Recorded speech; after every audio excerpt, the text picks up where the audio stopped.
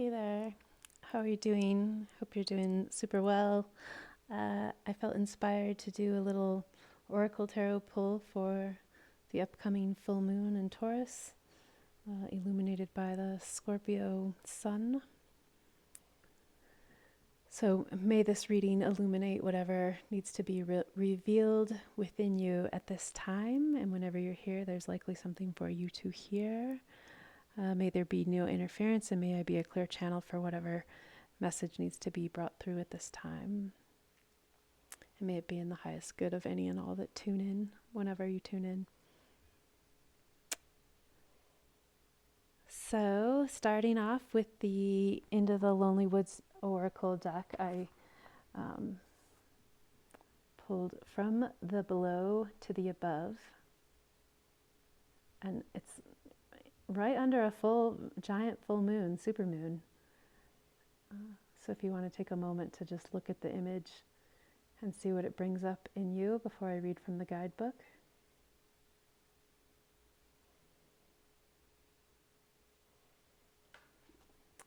And then card 19, A Time to Rest a While, was just at the bottom of the deck. So I won't read that. I just like the imagery there of maybe between the full moon to when the moon has waned back to here. Maybe a time to rest a little bit. There's a wintry scene, very cozy. So a message to find some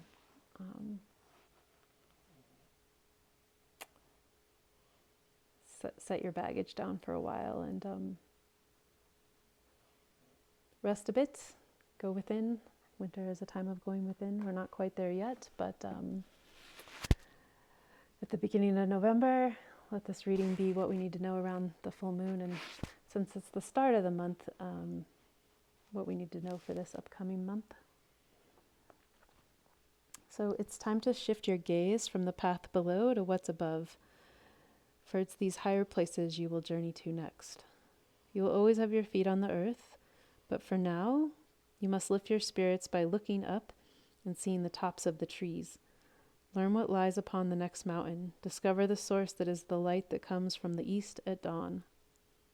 It's to the higher places, the higher thoughts, the higher self that you must turn.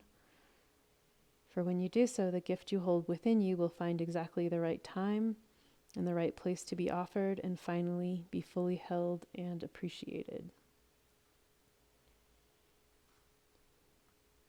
So normally you hear that as above, so below, as below, so above, and yet the energy of this card is almost has that. Do you remember Charlotte's Web, the chin up? There's like a chin up quality to this.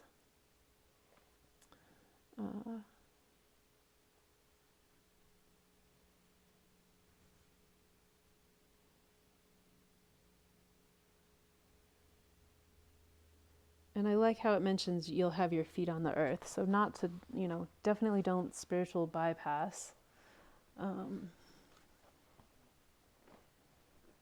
But it just sounds like there's something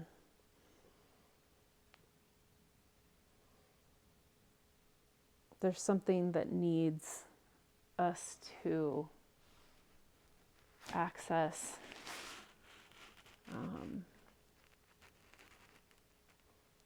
a higher frequency.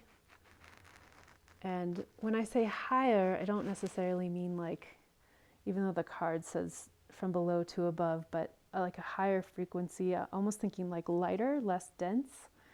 So accessing a frequency of less density, right? Because the practice of yoga itself is moving from the more gross to the less gross, or like the dense physical matter into a lighter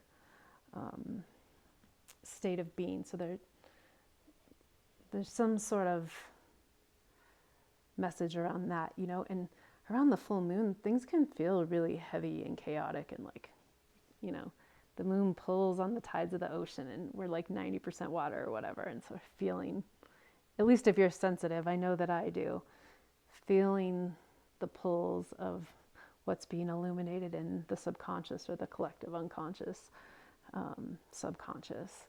And it can be, for me anyways, it can feel quite weighty. And yet there's this like lifting out of that quality.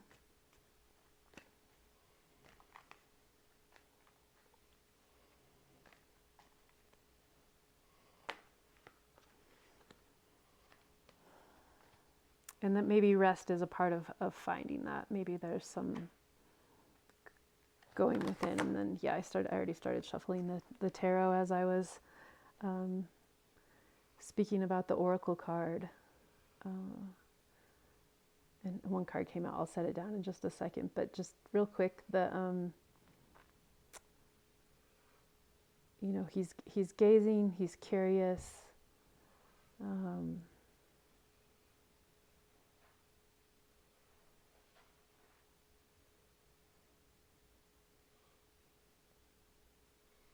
So where can you go within to, like, what's got your, like thinking of like a little boy, like shuffling his feet, like walking home from school, like looking at his shoes, like, how can you look up and look around you and see what,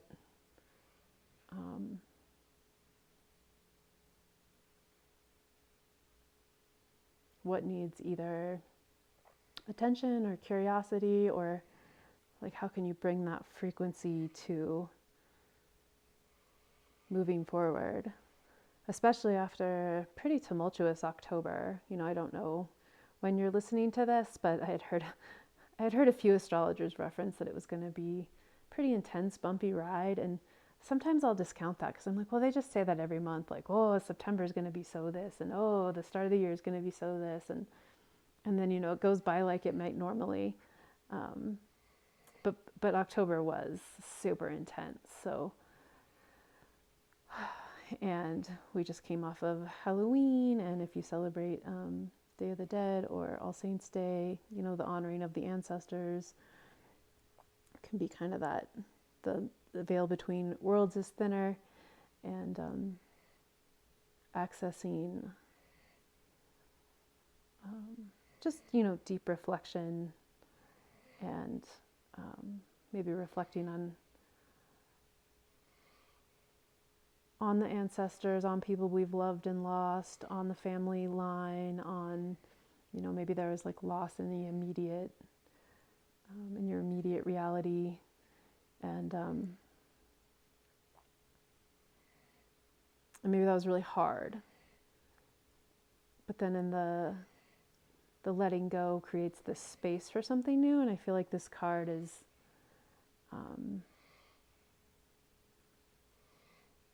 asking for an inquiry around that. And then also the number 27 might be significant.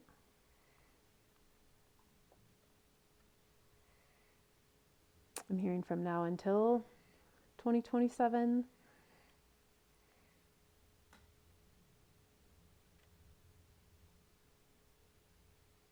What from the hard stuff have we gone through can we bring to a place that will benefit us or others?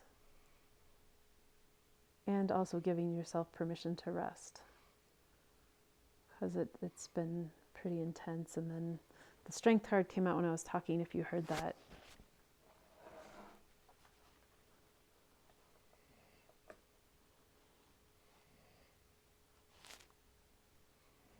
So calling on courage. Traditionally, you see the woman taming the lion, but this card, it's got more of a warrior vibe. So how can you call forth like a inner warrior? And it's like some loyal dog energy in this card. And I love his mustache. I don't know why, but speaking of ancestors, that just like reminds me of my dad's mustache in the 80s. So strength is 8, infinity. He's not utilizing his sword, but it's there if he needs it. And, I always like to relate courage to the heart. So also a frequency of not necessarily going up and higher, but going into the heart and what needs let go of maybe you've already done a bunch of letting go. And how do you bring that heart energy forward through November?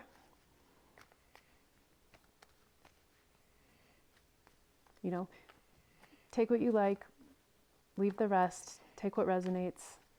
I recently heard someone say, I'm tired of hearing what doesn't kill you makes you stronger. And to be honest, I am too, right? So sometimes I don't really like subscribing to the idea of, call on your inner strength.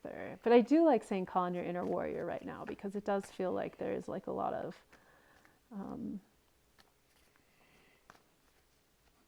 war energy. We've got Mars opposite Uranus in the sky, Sun's in Scorpio. That's what this full moon is illuminating. So how can you find your inner warrior to bring forth the higher frequency? I like that better. And especially if there's been some recent heartache, Three of Swords,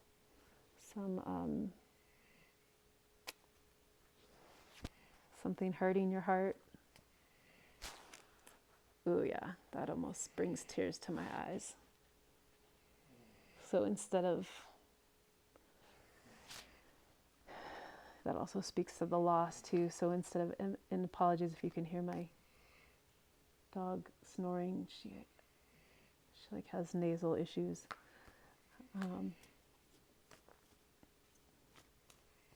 But I know someday I will miss that sound. So hopefully my microphone is not picking up on it, but if it is, it's the Bernice ASMR in the background. So instead of letting what's ever hurt your heart make you bitter, how can you use it to figure out what's still heavy in there to like let go of? And I know for like the last week, I definitely had some weird pains and sensations where I was like, I don't know what this is. Like at one point I was like, is this what a heart attack feels like? Like I didn't have any other symptoms, but just like, if heart stuff is up for you and that tender heart, it's like, I'm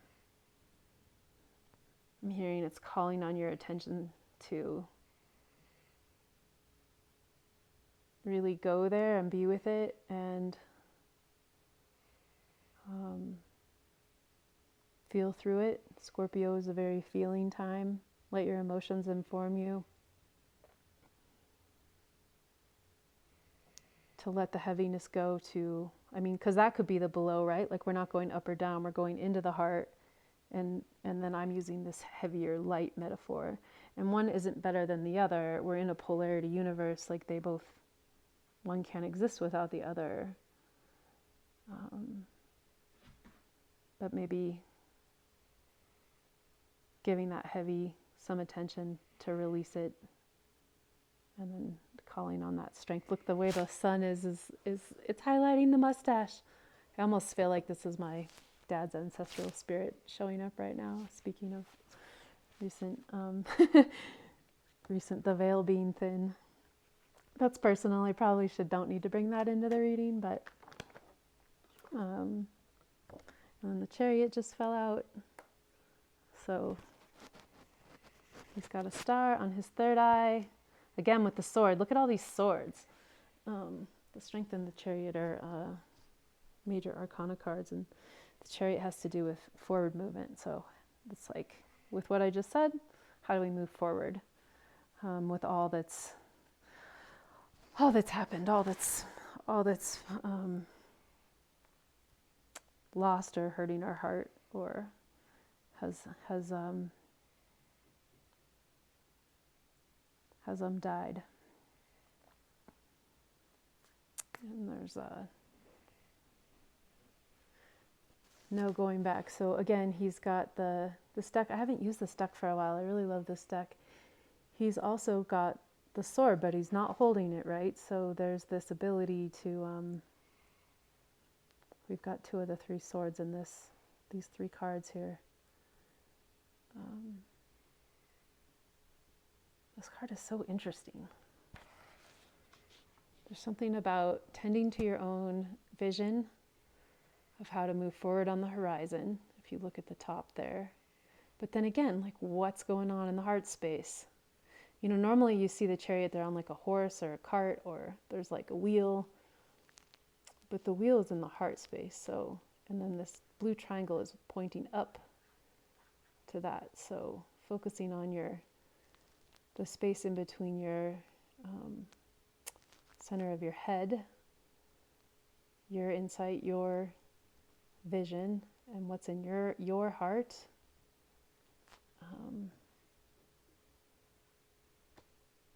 As the way to move forward. And that could be moving on quickly. That could be moving on quickly from this heartbreak. Just it's time to let whatever that is go. And swords are mental, so,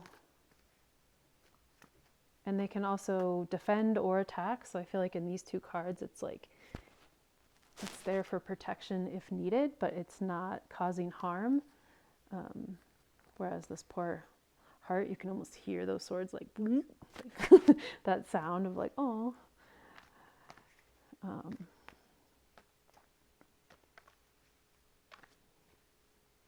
That chariot card feels powerful though. And I laid it right on top of the from below to above. From the dense to the light. Like what in your heart? What's weighing on your heart that's heavy?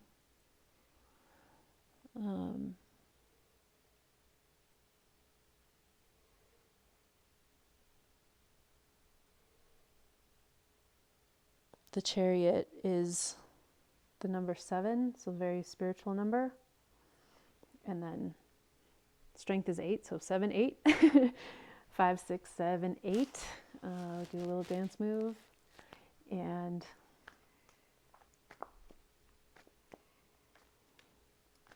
it just, the chariot feels like some type of,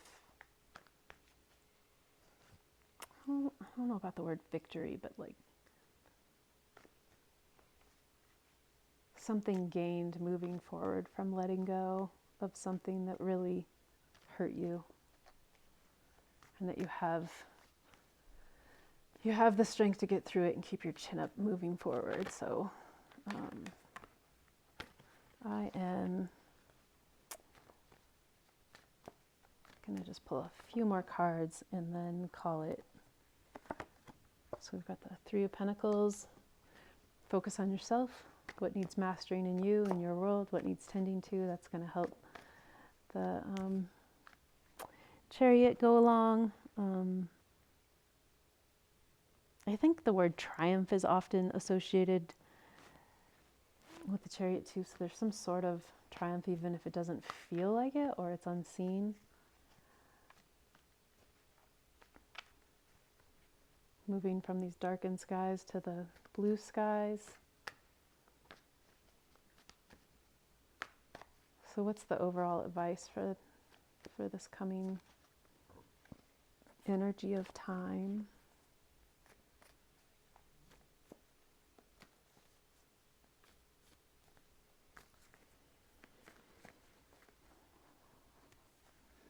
Oh, I could feel that card had so much weight. Ace of Rods, okay. Transformation. New beginnings. New growth.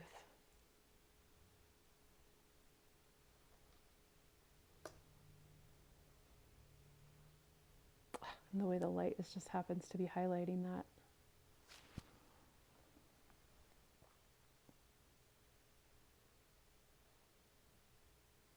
So some kind of emotional momentum, but this could be some kind of new beginning where it's like a new, some kind of new birth to something. So anyways, I hope that this was helpful and that you got something from this.